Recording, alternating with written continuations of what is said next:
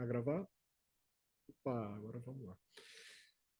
Então, olha só, a gente hoje vai discutir a partir da página 154 do PDF, né?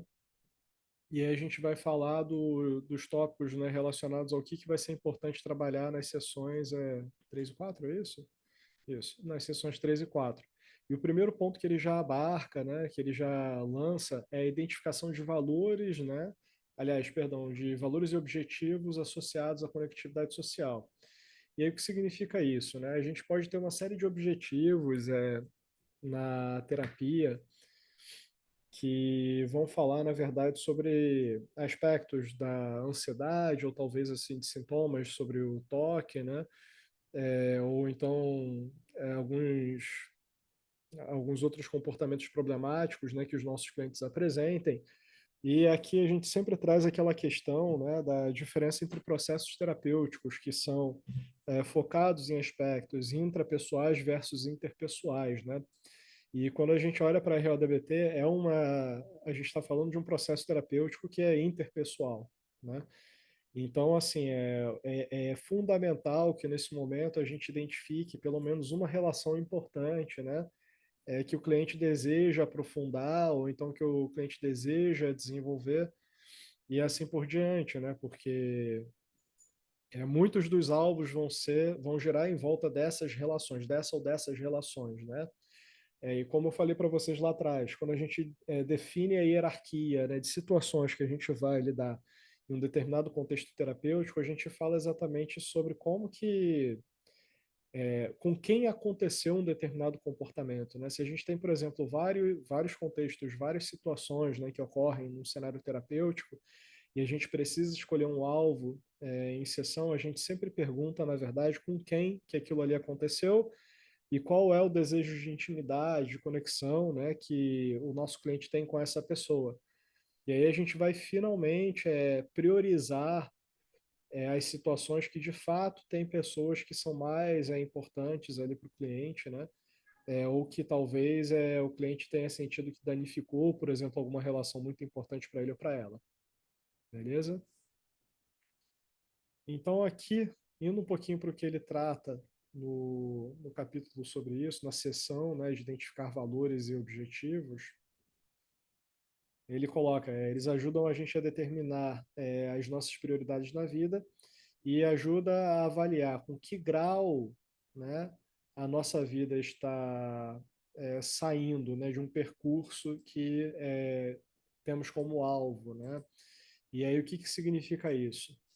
Quando a gente coloca em termos terapêuticos, o que vai ser essencial, né, que eu acho que é uma coisa que eu acabo usando não só na RODBT, mas em todos os modelos terapêuticos, quando pergunto então para um cliente se o comportamento que eles escolheram, né, aproxima ou afasta eles desse objetivo, dessa meta valiosa, né? Como, por exemplo, talvez ter sido sarcástico, né, com um amigo, né? Será que isso aproximou então dessa meta, né, de aprofundar essa relação? Ou isso distanciou ainda mais essa relação? Não que o sarcasmo tenha que se tornar um comportamento proibitivo, mas se, de novo, né, se o nosso cliente ele normalmente responde a crítica com sarcasmo, isso passa a se tornar um problema. Às vezes eu sou sarcástico, imagina, né?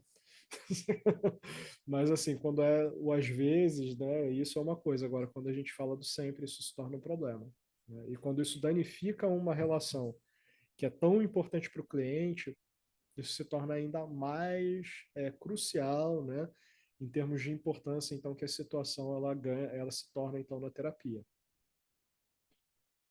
Bom, então ele dá alguns exemplos aqui, né? Então, se um valor pessoal, né, for a família, por vezes o objetivo, a meta valiosa poderia ser, por exemplo, encontrar um parceiro romântico, né? Se a meta valiosa muda ao longo do tempo, dependendo do estágio que as pessoas se encontram na vida ou então em circunstâncias de vida, né? Ou seja, na medida que a gente estabelece também esses objetivos valiosos, essas metas valiosas, né? É importante a gente entender que eles também estão sujeitos à mudança e por vezes os nossos clientes eles podem também ter dificuldade de identificar Quando que uma meta, quando que um objetivo, então uma relação acaba deixando de ser importante, eles tornaram então, né, aquela relação, ou então aquele contexto como um dever, né? E aí isso se torna então uma questão a gente problematizar ali. Bom, aí ele coloca, né, que clientes supercontrolados tendem então a subreportar valores e objetivos que têm elos óbvios, né, com relações interpessoais, como por exemplo o objetivo de ser íntimo com uma outra pessoa, e tendem então a superreportar valores associados com a melhora sobre si mesmo, com autonomia, né, de viver com independência, realização, né, em termos de ser produtivo, e de autocontrole. E aí isso é muito curioso, porque, por exemplo, clientes que sofrem de depressão, muitas vezes eles vão reclamar do estado depressivo como uma coisa que é muito difícil deles controlarem, né? Então eles se perguntam o tempo todo exatamente sobre o que eles não estão controlando, né, de uma forma suficiente. Agora, se a gente levanta a peteca, né, de que existe ali, né, um dano, um prejuízo, por exemplo, às relações, né? Ou então que esse isolamento, ou então essa dificuldade de estar ali com as pessoas, né? Como, por exemplo, um cliente que diz que não quer mais sair de casa porque as pessoas são absolutamente inconvenientes, né? Que são difíceis, que para ele sair de casa é difícil até conversar com um garçom em um restaurante, ou então estar com um motorista de táxi, e aí aparece, por exemplo, o desconforto do carro, né? E aí o cliente já vai, na verdade, trazendo, antecipando, né, uma série de aspectos relacionais, né, sem perceber esse fluxo. Eles não vão apresentar isso como uma reclamação interpessoal. Ah, porque aí eu tenho que estar com a minha família e eventualmente alguém vai perguntar se eu estou fazendo o que eu deveria na minha terapia, ou então se eu estou tomando minha medicação direito, né? Então, assim, e essas antecipações, essa tentativa de muitas vezes de bloqueio de feedback, por vezes até realmente assim, o cliente ele pode ter relações familiares que envolvem contextos também desagradáveis ou invalidantes que a gente também precisa ponderar sobre, né? Nem todas as experiências do cliente são simplesmente ali postas na caixinha, né, da rigidez ou do supercontrole. Né? Mais uma vez, né, a gente precisa identificar ali quando de fato um problema aparece ou quando o contexto também é problemático e quando a gente tem também um pouquinho de cada coisa. Né?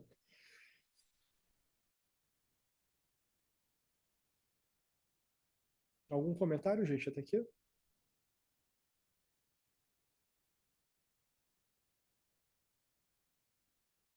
E mais uma vez, né, quando a gente identifica, e aí isso está no final da página 155, está no meio da página 155, né, que ele retoma então a ideia dessa questão da natureza colaborativa, né, da nossa espécie. Então, quando a gente identifica uma relação como valiosa para a terapia, isso permite também que a gente configure a, as dimensões, né, de como que a gente reforça um comportamento, ou quais são as recompensas, né, ou quais são os punidores existentes no ambiente também desse cliente, né?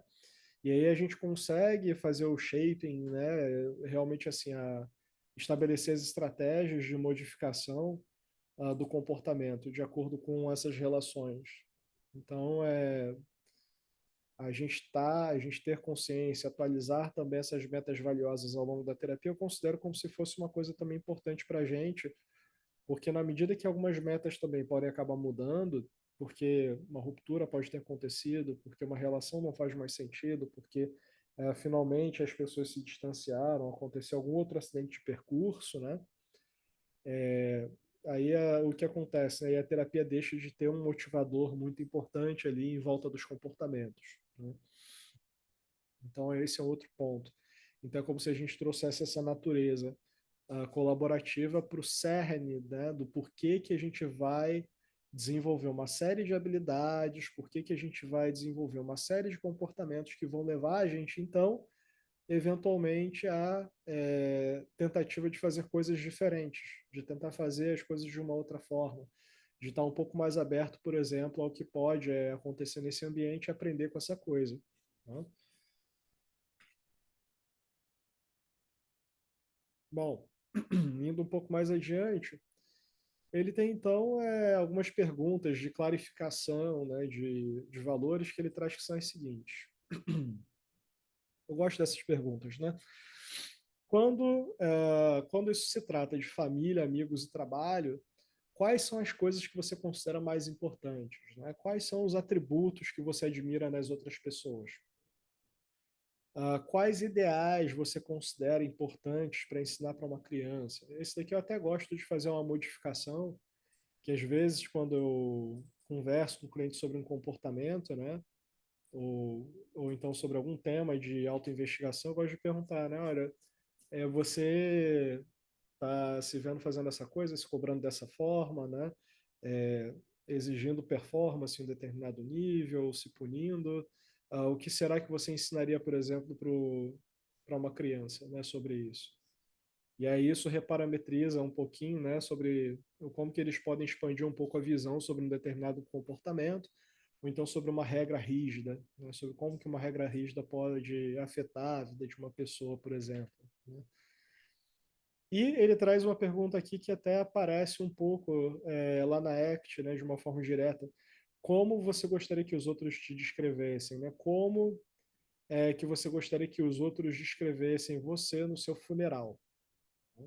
Essa é uma metáfora bem batidona ali na ACT, mas que tem uma dimensão relacional, né, porque fala um pouco sobre como que a gente gostaria, porque se as outras pessoas vão descrever a gente de uma determinada forma, né, elas vão descrever isso de acordo com o que elas experimentaram relacionalmente com a gente.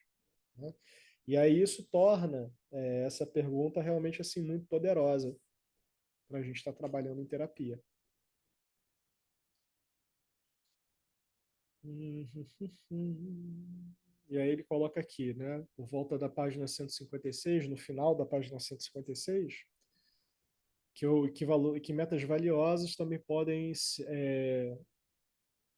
ser atingidas, né, ou podem ser obtidas de um jeito menos formal, né, e podem improve therapeutic for root governance behavior.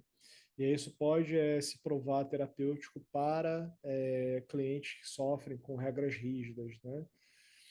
Bom, o que ele coloca aqui,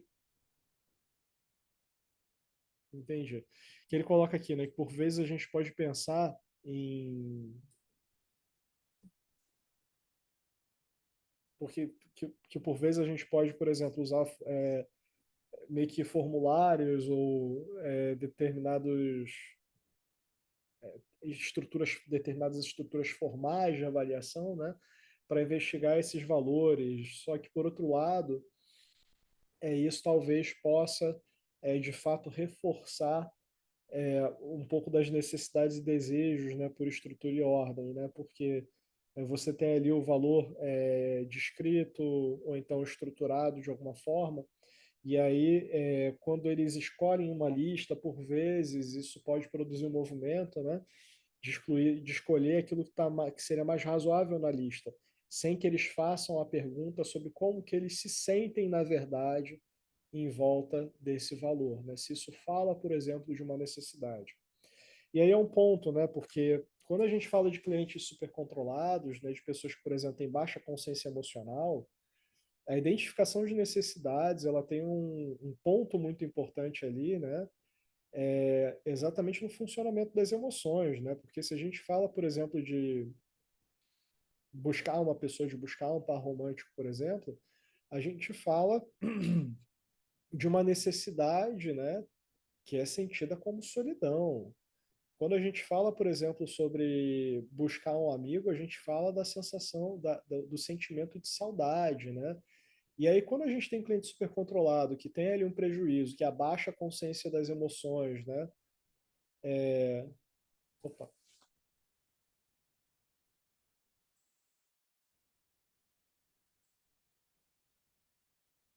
agora voltou. E aí, quando a gente fala sobre a. Tá todo mundo me escutando de novo?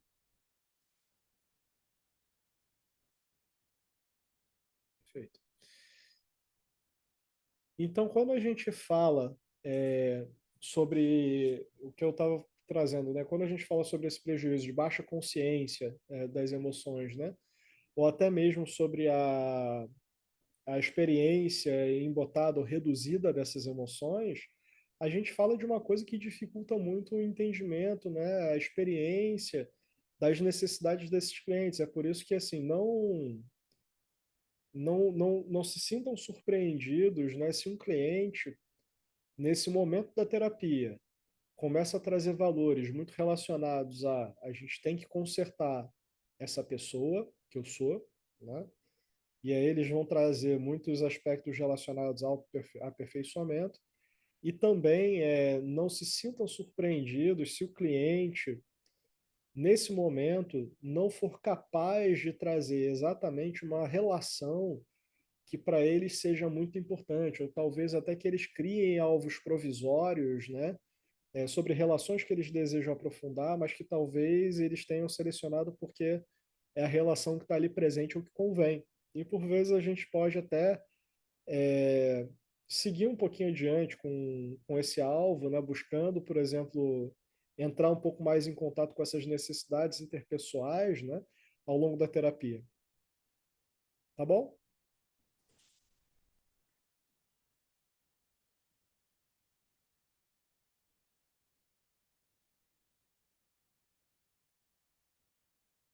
E aí ele coloca aqui, né, a clarificação informal de valores começa com a gente reparando, né, o que aparece como importante para o cliente, né? Os nossos valores são normalmente refletidos com palavras que utilizamos para descrever as coisas que gostamos e que não gostamos sobre outras pessoas, por exemplo. Então, por exemplo, um cliente que reporta que ela não é facilmente impressionada pode sinalizar um valor para a precisão, por precisão, né, identificar a precisão e a conscienciosidade, né, como valores importantes, né? Enquanto um cliente que reporta raiva, né, quando um vizinho fala para ele que, aliás, começa a explicar para ele como que conserta a internet dele, né, pode, por exemplo, meio que representar ali um valor sobre independência e autossuficiência, né? Então, assim, essas coisas também são importantes de identificar como valores, ainda que sejam lugares em que os clientes aprofundam comportamentos compulsivos, né, relacionados aí à necessidade de consertar coisas, de reparar e assim por diante. A questão do valor não é só uma questão de valor para a terapia, né, mas de você saber também compreender o que é importante para um cliente. Porque, por exemplo, muitos clientes podem engajar em comportamentos problemáticos exatamente em função das coisas que são importantes para eles, né? E aí é aquela coisa, né? Isso vai ser essencial para análise funcional, para saber por que um cliente, por exemplo, está adotando também um comportamento que obviamente produz um nível de sofrimento bem relevante. Não sei se isso faz sentido para vocês.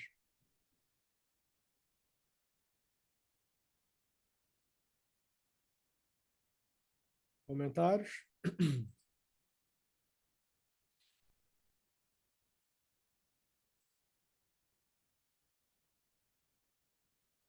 Não?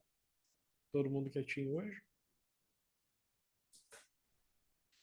Bom, então vamos lá, na página 158 vocês têm uma lista também de valores, né, que eu acho que é muito legal de vocês explorarem com o cliente, principalmente quando vocês têm essa dificuldade, né? Eu acredito que vocês podem explorar de uma forma aberta, né? Como por exemplo, alguns dos valores, né? Como por exemplo a questão da família, né? Ou então de ser um parente, né? Ali mais caloroso, né? Ou uma pessoa mais prestativa. A gente pode explorar também a ideia, né, de trabalhar de um jeito mais contente, ou então de ser uma pessoa mais espiritual, ou então autoconsciente, encontrar um pouco mais de tempo para contribuir com outras pessoas. Então, olha só, a gente está trazendo aqui alguns objetivos, né, que parecem relativamente intrapessoais e alguns que são interpessoais, né? Encontrar mais tempo para relaxar e apreciar a vida de uma forma um pouco mais completa. A gente pode falar também sobre, esse eu gosto, porque junta o interpessoal e intrapessoal, que é, eu gosto de modificar isso daqui, né, para trazer. Encontrar mais tempo para relaxar e apreciar a vida com pessoas que são importantes para mim, né? Acho que aí fica mais interessante. Desenvolver relações próximas, dentre outros aqui que aparecem. Então, assim, essas listas, eu gosto muito das perguntas em geral, né, que o manual traz, porque são coisas que a gente pode empregar de uma forma um pouco mais generalizada nos diferentes modelos terapêuticos, né? Eu acho que assim, sempre que a gente trabalha com a própria terapia cognitivo comportamental, com a ACT, né, ou então com a FAP, e outros modelos, eu acho que assim, as boas perguntas, elas meio que direcionam a consciência do cliente a lugares que são interessantes, né? Quando a gente pergunta para um cliente o que ele sente como necessidade, o que é importante para ele ou para ela, né? A gente faz esse cliente direcionar a própria consciência exatamente na direção dessa coisa, né? Quando ele faz essa pergunta e repete essa pergunta, né? O que é importante para mim? Isso é um estímulo, a gente oferecer um estímulo para o cliente, né, que produziu um comportamento, então, né, verbal, que vai atrás, então, desse componente motivacional.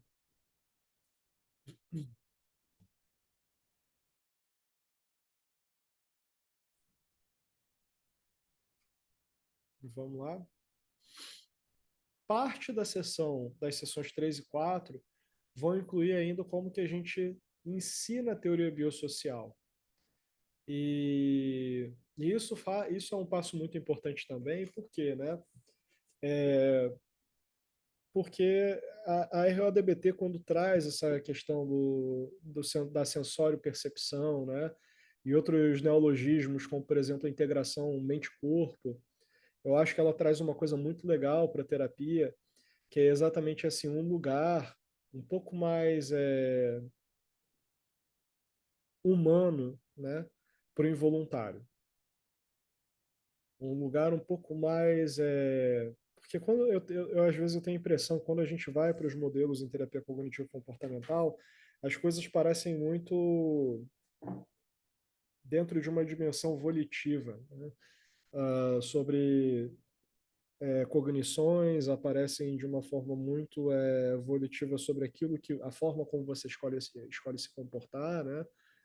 E existe um espaço ali, né, nas terapias cognitivo-comportamentais que às vezes acaba ficando um pouco fora de cena, que é esse lugar do corpo, né, e do processamento cognitivo também. Eu fiz uma crítica outro dia muito dura com algumas amigas, né, assim, numa discussão sobre como que é curioso o Aaron Beck mesmo não ter integrado a discussão das distorções cognitivas com o pessoal da psicologia cognitiva, né, que já estava discutindo, por exemplo, sobre a ideia de heurística, né, dos atalhos cognitivos, e é isso como se fosse uma questão que, por vezes, traz uma mecânica para as cognições que eu acho que poderia ser melhor integrada com evidências, né, de fato, mais relacionados às neurociências, por exemplo.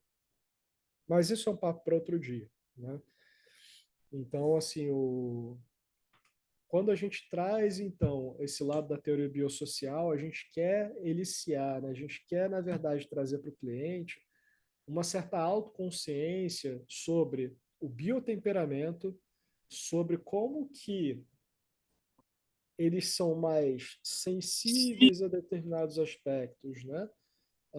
Sobre simetria, sobre detalhes do ambiente, sobre como que eles vão focar muito mais, perdão, sobre como que eles vão apresentar muito mais um processamento focado em detalhes e não um processamento global, né? Que essa ideia de tentar pegar o big picture da coisa, né? O processamento global, não é o movimento inicial deles e que muitas vezes o movimento inicial não vai ser exatamente de abertura, né? Pelo contrário, que eles vão estar mais predispostos, né? E a ideia até de comportamento em volta disso é muito interessante, né? Porque isso pode parecer, de certa forma, contraditório com os princípios do comportamentalismo, e não é verdade isso, né? Quando a gente entende biotemperamento e as tendências de reação de um organismo, que fala sobre a sensibilidade desse organismo, a gente está oferecendo um dado que é muito dinâmico, né? Que fala desse contexto orgânico também. Então, assim, isso não é de qualquer forma contraditório. E quando a gente traz, então, esse modelo da teoria biosocial, a gente utiliza também alguns recursos aqui que aparecem, então, na forma de alguns diálogos que começam na página 159. Então, ele coloca da seguinte forma: ok, então a teoria biosocial coloca que o coping supercontrolado é resultado de três elementos transacionais, né? O primeiro, que fala sobre um componente biológico e genético, né? Ou seja, influências relacionadas à natureza. Um segundo componente que fala sobre o histórico familiar, aprendizagem, cultura ou nutrição, né? Crescimento. E um terceiro componente do coping supercontrolado que fala exatamente dele mesmo, né? Ou seja, do próprio estilo de enfrentamento, os comportamentos relacionados ao enfrentamento. Então, o componente da natureza, a gente tem um microfone aberto. Gabi, você consegue só mutar? Porque eu acho que eu não estou como host aqui. Obrigado.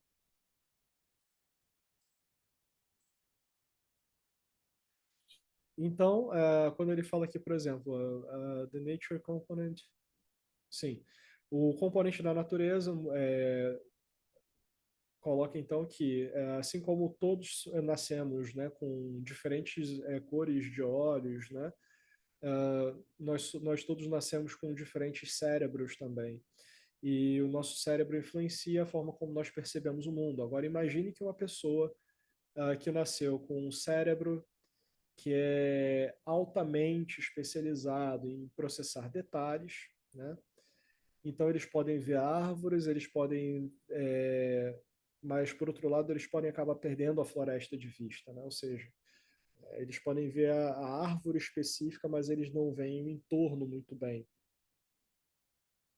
Então, o cérebro deles é cabeado, né, que é hardwired, né, para automaticamente perceber erros menores, como,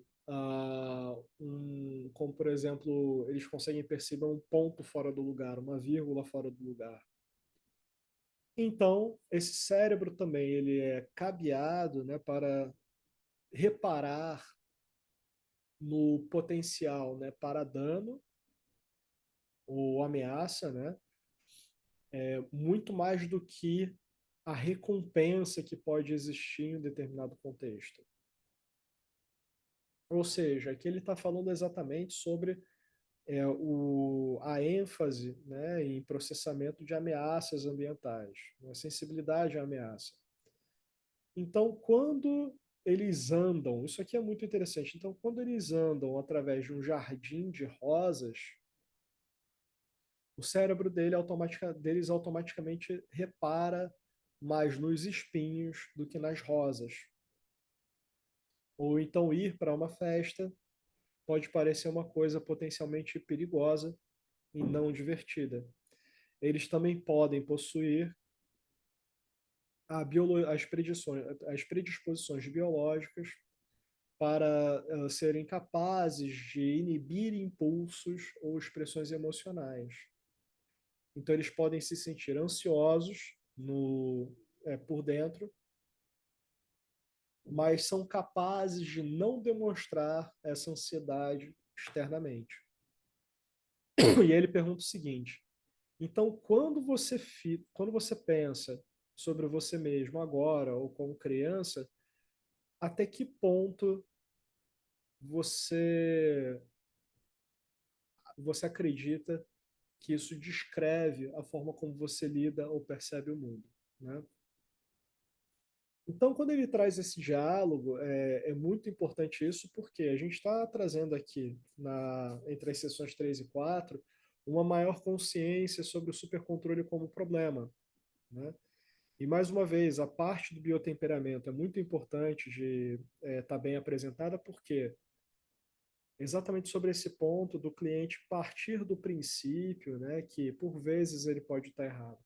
Por vezes ele pode não ter exatamente o controle ou a ideia de que não existe um jeito certo ou errado de fazer as coisas, embora automaticamente eles sintam que tem o jeito certo e que aquilo está saindo do jeito certo, que aquilo não está saindo do jeito certo, né?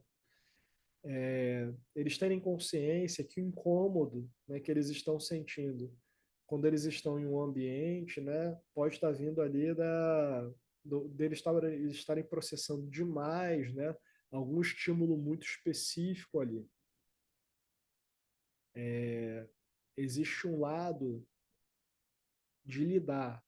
É interessante isso, porque a gente o tempo todo traz a ideia de que o supercontrole tem uma baixa consciência emocional, e essa expressão ela é muito importante da gente pensar como baixa consciência ou baixa expressão emocional, que fala que não é ausência de emoção, necessariamente. Né?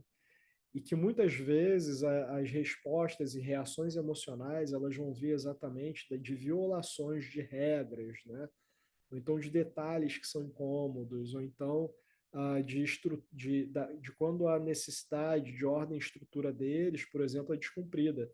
Então, de repente, a coisa que dá início, ela não é emocional, mas a consequência ela vai se tornando emocional, e principalmente pendendo para o lado mais relacionado a experiências ameaçadoras. Tá? Comentário, gente, por enquanto?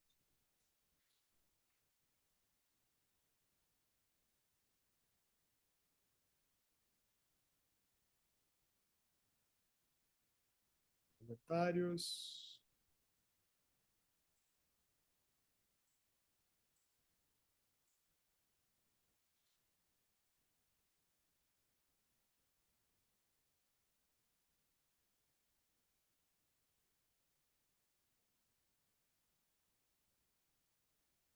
Bom, vamos seguir. O Herbert está colocando aqui que está bem claro. Então, e lá em cima ele também colocou, né? Eu também tenho essa impressão com terapias cognitivas, né? Acho que foi aquele comentário que eu fiz ali sobre a questão das cognições e a dimensão volitiva, né? Bom, então vamos seguir adiante. Então voltem, assim, gente. Voltem, e se vocês acharem uma metáfora importante, cara, essa metáfora do jardim de rosas, assim, eu já usei em vários contextos com clientes, né? Porque eu achei muito interessante, né?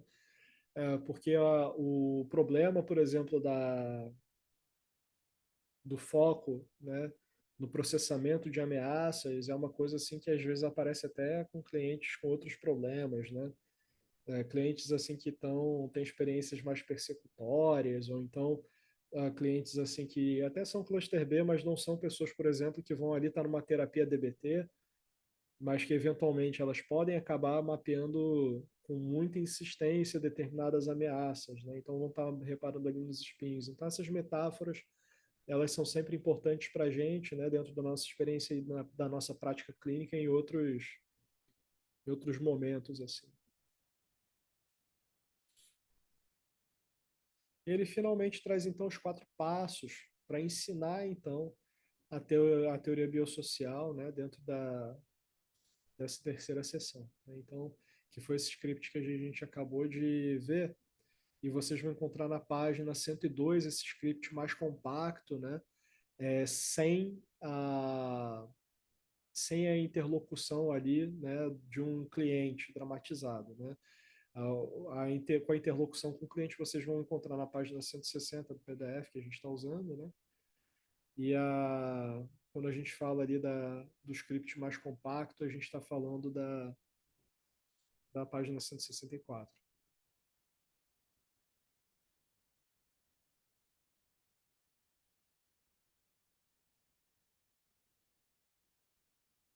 Mentira, olha só, gente. Na página 164,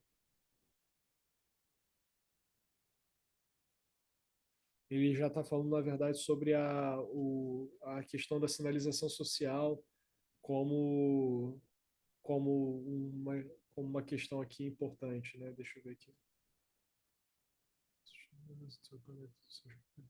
Isso.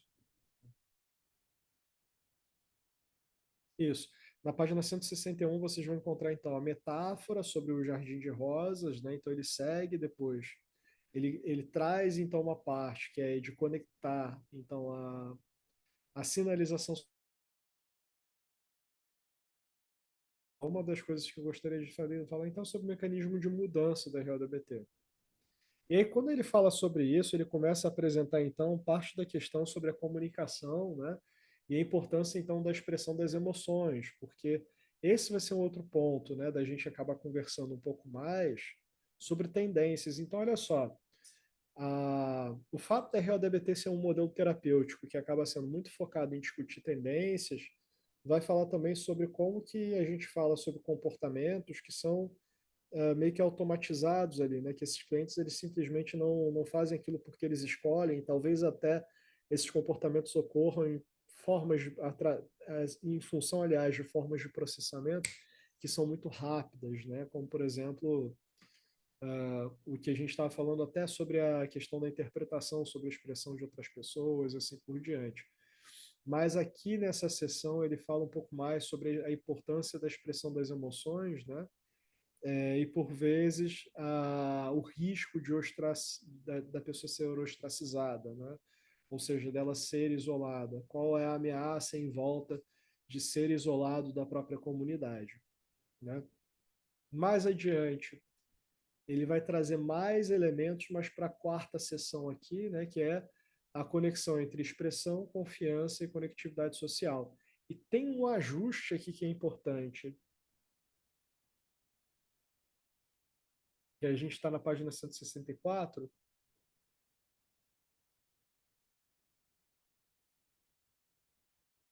que ele fala sobre a importância da nossa coexistência tribal, né? Da importância da sinalização como uma forma de comunicação dentro das relações íntimas, mas tem algum lugar que aí ele traz aqui as duas histórias, né, possíveis que falam de porque aqui ele já vai começar a introduzir um bocado sobre os subtipos, né? Que é It Was a Lovely Affair ou I Have some really exciting news. Deixa eu ver aqui.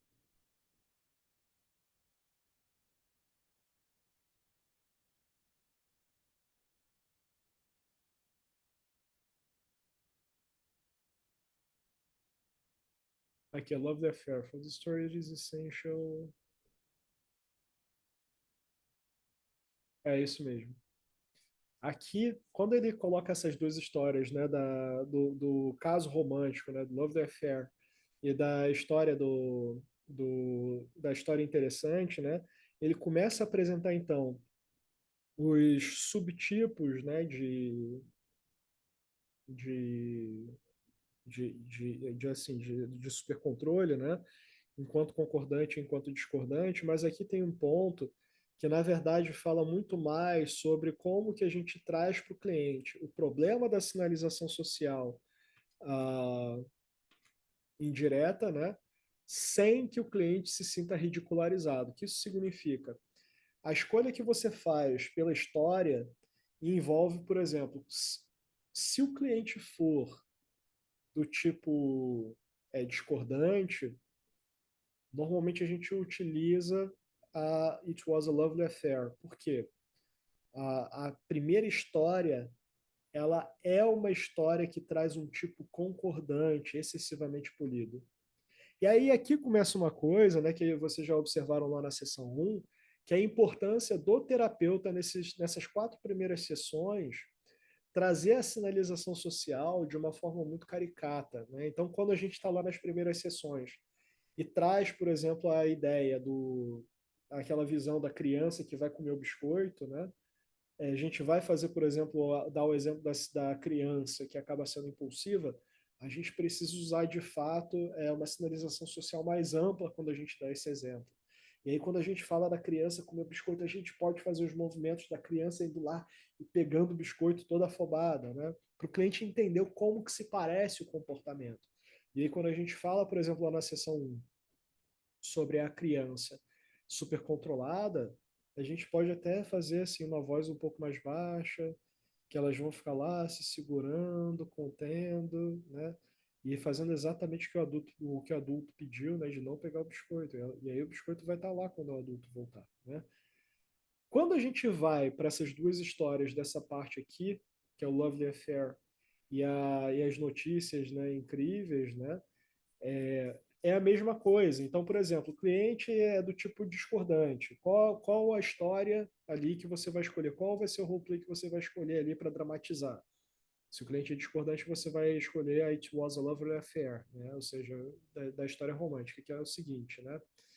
Então, imagine que você foi lanchar com um colega de trabalho e durante a refeição ela revela para você algumas informações muito pessoais. Então ela fala para você o seguinte: então, na última noite eu descobri que o meu marido estava tendo um caso. E, além disso, eu descobri que agora nós falimos, porque ele gastou todo o nosso dinheiro, né, com outra mulher. Então eu decidi colocar fogo na casa. Como é que foi a sua tarde? Bom, e aí depois que eu leio essa história, né, e eu estava sorrindo desse jeito exatamente porque ele fala aqui no script para você fazer isso, isso é muito importante, porque aí vem as próximas perguntas. O que você pensaria ou sentiria se você interagisse com alguém que se comportou desse jeito?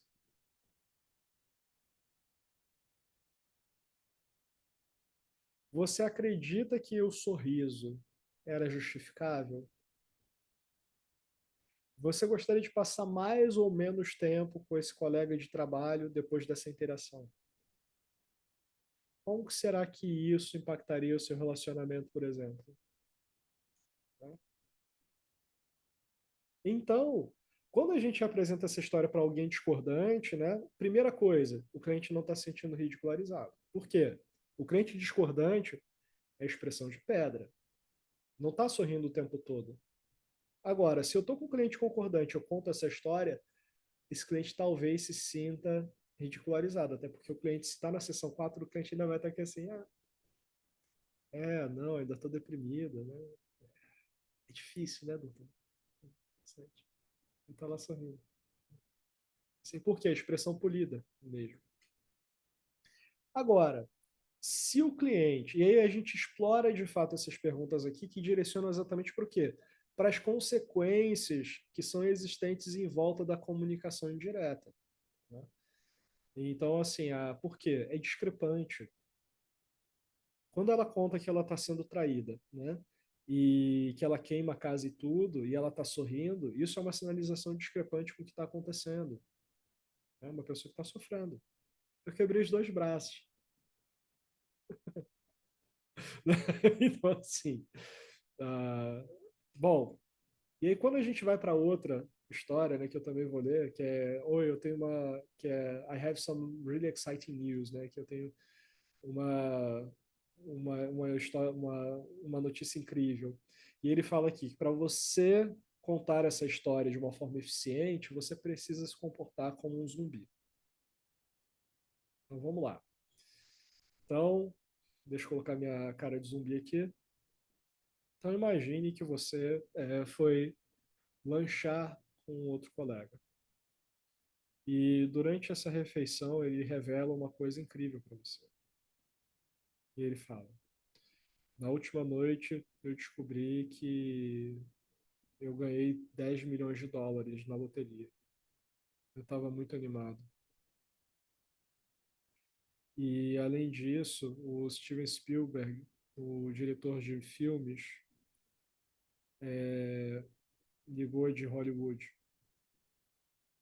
Ele tinha acabado de ler o meu script, um script que eu mandei para ele, e ele simplesmente disse que amou tanto o script, né? que ele mandou então bilhetes de primeira classe para que eu voasse então para Los Angeles para discutir e fazer então um, um filme a partir do script que eu mandei. Eu estava muito feliz. Você pode me passar o sal? E aí a gente pergunta de novo, né? Então, o que você pensa, né? O que você pensaria quando você interage com alguém que se comporta dessa forma? Né? Será que o comportamento, aí ele traz a flat face aqui, né? A expressão neutra do cliente é justificada? É uma coisa que é condizente? Quando a gente está com a nossa expressão neutra, o que será que a gente está sinalizando? Como será que isso impacta o nosso relacionamento? E aí, se a gente não faz essa sinalização social para ela parecer discrepante mesmo, porque essa segunda história, ela é discrepante porque, cara, o cara ganhou 10 milhões na loteria e foi chamado pelo Steven Spielberg, né? Então, assim, quando a gente faz isso para o cliente concordante, né, que é o cliente sorridente, isso não invalida esse cliente. Agora, se eu faço isso com um cliente discordante, o tom de voz que eu estou usando, que muito provavelmente é o tom de voz de um cliente discordante, eu tenho certeza, se eu fosse super controlado, o meu tom de voz ele é muito associado a cliente discordante. Tenho certeza. Claro, a gente não avalia só pelo tom de voz, né, gente? Pelo amor de Deus. Mas eu modulo pouco. Eu precisei, assim, trabalhar muito a modulação de emoção na minha voz. E às vezes, assim, se eu não presto atenção nessa porcaria, eu volto a modular muito pouco o volume da minha voz, o timbre e essas coisas, né? Essas nuances assim. Então, essas histórias elas são apresentadas de uma forma adaptativa. Então, é muito importante isso, né? É, apresentou para o cliente, detectou que o cliente tem um comportamento, repertório mais relacionado a ser discordante, para, né? E escolhe a história sobre uma personagem concordante, que é a história de amor. Se o cliente perdão, se o cliente é concordante, vocês vão escolher então o personagem discordante. Por quê? O objetivo é eles entenderem o que é a sinalização social discrepante, tá bom? E aí, só para fechar, o último elemento que aparece, que aí a gente fecha, a gente deu um bom salto hoje, que a gente já está na página 171. Isso aí. Uhul. Né? Conseguimos aqui. Que é a apresentação do cartão diário, como um mecanismo muito importante. E aí o que acontece? O cartão diário ele é um ponto, né? Que os clientes, a gente apresenta para o cliente como uma coisa que é muito importante para o progresso da terapia, porque vai ser o cartão diário que vai trazer os alvos de sinalização social e vai ser assim, o dispositivo que vai permitir que os clientes estejam conscientes ao longo da semana sobre os comportamentos de sinalização que eles vão de fato prestar atenção. Isso é crucial, né, para manter o compromisso, a consistência, e a maior parte deles, né, vão de fato manter uma assiduidade sobre esse cartão. É claro que a gente vai poder utilizar o cartão diário para observar várias coisas, inclusive a possibilidade de uma ruptura de aliança. Então, o cliente, por exemplo, que começa a não fazer o cartão diário, muito provavelmente está começando um comportamento de ruptura de aliança. E aí, eventualmente, a gente coloca, né, que o não preenchimento, a gente até traz exatamente isso para o cliente, né? Que o não preenchimento vai ser entendido como uma forma de desengajamento, então, da terapia. Então, que é uma coisa realmente muito importante para a gente manter a consistência e a frequência, tá? Como um recado. Inclusive, assim, é até interessante, porque o cartão diário está sujo, rasgado, qualquer coisa do tipo, dá uma série de pistas também sobre o que está acontecendo ali com o cliente, né? O que a gente pode estar esperando então desse relacionamento, beleza? Bom, pessoal, alguma pergunta, alguma questão? Nosso próximo tema, então, vai ser da página do PDF, da página 170 a 187, né, que a gente vai dessa introdução, desse ponto de introdução, então, do cartão diário até the deer in the headlights response, que é um tipo de comportamento também que a gente acaba meio que trabalhando ali na terapia, tá? Mas, assim, perguntas, pessoal, curiosidade, hoje está todo mundo um pouco mais quietinho aí.